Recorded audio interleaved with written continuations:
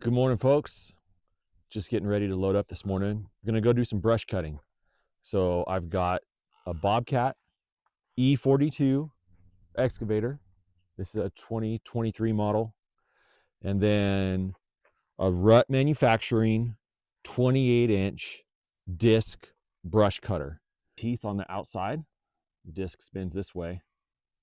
And so those come around and cut brush. It's also got some carbide teeth sticking down underneath to kind of shred stuff on the bottom. I don't really like sticking this in the dirt. It throws rocks and stuff. So I'm not really going down in the dirt, but this helps take off just a little bit more when I'm going through some brush. Some of the things I like about this brush cutter is its simplicity of use. It does not require a case drain, but even if it did, it's no big deal. You can buy a case drain kit to put on these for less than $1,000. Very simple machine, one-way flow. Flow in and flow out. They also put these little grabbers on the outside so you can move a stump or move some material with the head if you need to.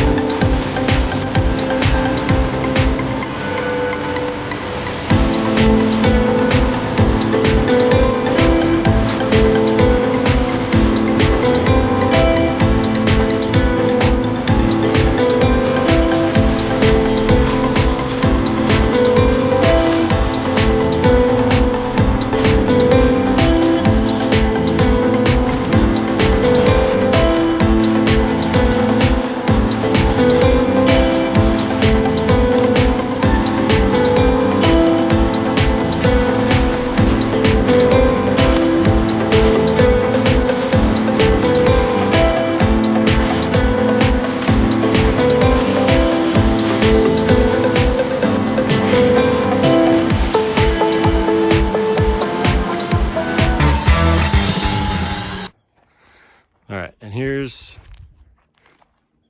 our finished product. That was a bunch of ceanothus up there. And like I said before, it's not a mulcher, it's a cutter. So it will not mulch this material back into the soil. And however big you want your material to be, that's the kind of the height of the swath that you're taking. I kind of use it like a big weed whacker. I pulled up all these stumps after I cut them too, or most of them. So hopefully this stuff doesn't grow back. It did what it's supposed to do, it cuts. Now it's just a matter of me getting better at it. But it's a cool machine, just gonna take some practice. This was my first time doing it kind of on a hillside. Building a little confidence in the excavator. I only got super tippy and tipped over forward once, stopped myself and pushed myself back up. So go home and grease and clean up. Here's some thoughts after I'm done for the day with this thing. So today was my first day really using this anywhere other than flat land with sagebrush. So it was a learning curve just as an operator, kind of on a hillside, traversing that. And it was a good confidence builder today. Real close to home.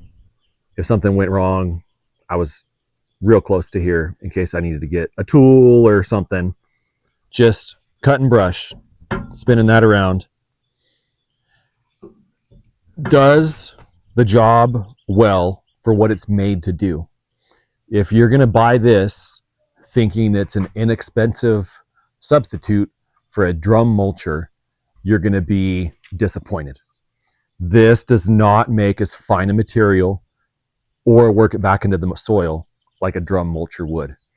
So if you need something where you're doing stuff around a house, where you need a real finished look with real fine material at the end, mulch back into the soil, a drum mulcher is the way to go. If you're just out cut and brush, getting rid of stuff, and you don't really care how it looks when you're done, because your material is going to be whatever size it is that you take your cuts. So if you have a 6 foot tall bush and you come down a foot and you cut it, you're going to end up with a foot of material that's flung off as your finished material. If you need smaller than that, you got to take smaller swaths. So I kind of equate it to a really big weed whacker. So if you just come high in a bush and start high, and you always work from right to left because the left side of this is open. So you just come in, take a swath, move back, lower however far it is that you want your finished product to look like, take another swath, and do that all the way down. I did use the end of this today, this little digging attachment down here, to rip out the stumps after I cut the brush so it won't grow back. The places where I think this attachment's really going to shine is out where you don't need a real finished look when you're done. Just cut and brush, vegetation management, and not having to mulch it back into the soil. If you're willing to wait for your material to decompose on its own because it's not a real fine wood chip, this will do a great job. Another spot I think this will shine is just vegetation management on ranch roads. I can't tell you how much ceanothus and live oak I've cut off the side of ranch roads just so we're not slapping mirrors or banging up trailers going down ranch roads. Because all those places, you don't need a real finished look. You just need the brush and the twigs and the trees cut back just a hair so you can get by in your truck. The biggest material I cut with this today was probably about 4 inches, and it chewed right through it. I don't know when I should change these teeth. This is all real new to me, but it still seemed to do really well today. So I'm just going to run them until it doesn't seem to do well, or I'll have to read the owner's manual. I'm not sure, but I have a whole set of replacement teeth the whole way around and for the bottom. So for the price point, I think this was about $5,000 versus, an entry-level quality drum mulcher is going to be between $17,000 and $25,000 for this size machine. So I got this for the price point, and I think it's going to do exactly what I need it to do. Else, a drum mulcher may be in my future for this machine, and that'd be great. I'm still doing the research and trying to find one I like. But for today, this did a great job. One thing I did notice today when I was working was because you always work from right to left, bringing your material into this exposed cutting edge, is these hoses. I had them just kind of out here willy-nilly. So when I got home today, and this isn't the final fix, this is just what I'm going to do for now until I come up with a better idea, or maybe somebody has one. I just duct taped them together at a few points so that they're not separate. And then I just kind of have a hay string tying them up there on the thumb to keep them from falling down. Because I did notice that a few times I got really close. These hoses got really close down here, and I just didn't like it. Maybe a different answer would be going to a hydraulic shop and having these hoses shortened, because these hoses are about 6 feet, and I don't think they need to be that long, because we only need to go from here to here and have enough slack for adjustment. So I might get these hoses shortened. That might be a better fix. And then I know you can buy hydraulic hose wrap protectors. I'll probably get some of that to throw on here. But this is my cheap, easy fix for tonight. So hopefully this video gave you some information on real use for a homeowner with the Rut Manufacturing brush cutter on a 5-ton excavator. That's a 10,000-pound excavator, and this did fine today for what I needed it to do. I wasn't trying to shred trees or really big stuff, just some ceanothus and some sagebrush, and it did a great job. So have a good evening. See you next time.